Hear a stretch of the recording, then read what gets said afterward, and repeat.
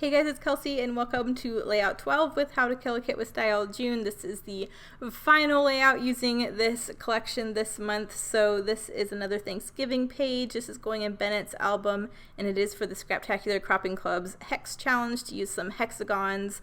Hexagons are not my favorite, I'm not gonna lie, but I do have a hexagon stencil I've been really bad about using. I've maybe used it once, like ever, and so this was an awesome opportunity to get it used again. I decided I was going to pull in this wood grain because, again, I am out of my 12 by 12 papers. I only have scraps left of this collection, so I needed a 12 by 12, and I wanted to get some more of the wood embellishments on this page, so I thought a wood grain would be perfect. So I pulled in this American Crafts wood grain. I'm not quite sure which collection it's from, but I just used some white gesso through the stencil with an ink dauber.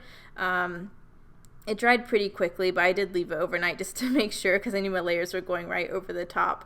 But I think that's a cool pattern. I think that does the hexagon challenge justice. I do cover up a whole lot of it, which I was a little sad about. I thought I almost did too much with the gesso, and then once you start layering things, it disappears really quickly. I do end up trimming my photos down a little bit, so I had a little bit more room to work with.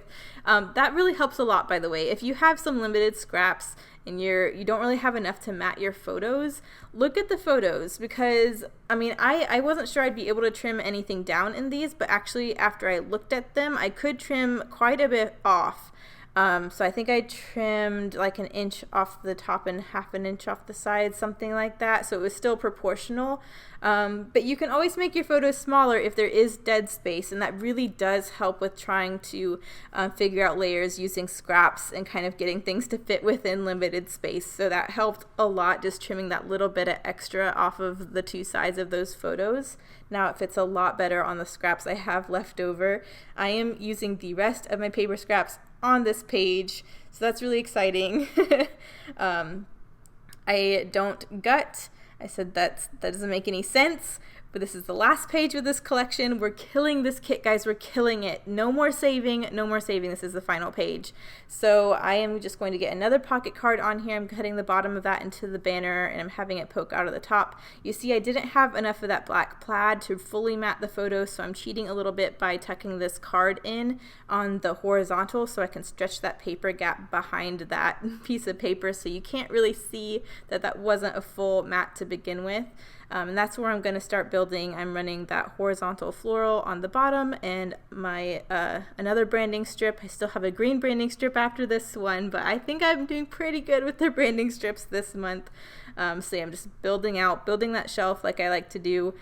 Those are those wooden pieces. I want to make sure I try and get a good chunk of those on a page. I can't believe I have that many left on the final page, and I really wanted to use the gathered together, but that pocket card said together on it, so I didn't want it to say gather together, so I tucked the together on the pocket card below the photo so you couldn't see it, and then that's where I'm going to stack my title. And then I'm just going to put family on the lower part on the banner below, so I have that horizontal flow of those wooden pieces, and I really like how that looks. I'm getting the two leaves on here, and I'm pretty happy with that. I do have a few of the wood pieces left over, but it didn't really make sense for those to go on this page, so I will save those. I will get those on another layout. I'm pretty happy with getting as much as I did on this final layout. Here I go with my final branding strip. They all made it on a page. I had to cheat because I wanted to span past all of these layers and it wasn't long enough, so I did have to cheat and kind of stretch it behind the wings of that banner down there, but I don't think you can notice I had to cheat a little bit. And then I still wasn't happy because I still had some paper layers yet, so I'm adding some more up here, and I'm kind of like, you still got stickers and ephemera you need to layer on this thing. So I'm creating another space up here at the top. I didn't want it to look crazy psycho like my last page did. That last one was super busy. I had a lot of fun making it, but I didn't want this one to read super crazy by throwing a bunch of everything that I had left on here, but I did want to try and make a conscious effort to layer things and use some more things up more than I had by now at least. So I had this sweet little sticker I thought went. I got that banner die cut on here. I also had this little mini tag that coordinates with that banner, so I wanted to balance that pattern and have it across the diagonal on the other side of the page. So that's going down by the family. And here's my brad sheet. I did really good with the brads, you guys. I'm really, really pleased with how much of the brads I got used up. I'm going to put this little bird, I put the cream one in the tag hole, and I'm going to get all the black ones scattered around the 2 larger brads that I'm putting in these 2 other areas. So I really like that. I think that helps create that visual triangle.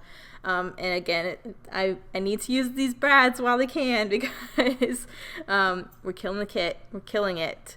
So I'm going to get all of these poked through. I'm trying to remember if I did anything else after this. I still have those pocket cards up there. I still have those planner clips, but I don't think, like, none of those make it on here. I felt like I really, really, really was trying to use more, but I didn't want it to feel like I just slapped it on there just because as crazy as that last page went, I still feel like everything went together. But I feel like whenever I tried to or thought about adding one of the other things, it was just unnecessary, especially with this mixed media, and it kind of is a busy background. Even though it's a wood grain, it has this floral over the top. So I'm happy with that. That's my final page this month. Here are the close-ups. Last day of the month, I will have my layout share where you can see everything I've created with this collection and what is left over. And then the beginning of next month, we will have our July kit share. Get ready, guys. We're doing Hawaii. Thanks, guys, for watching. Bye.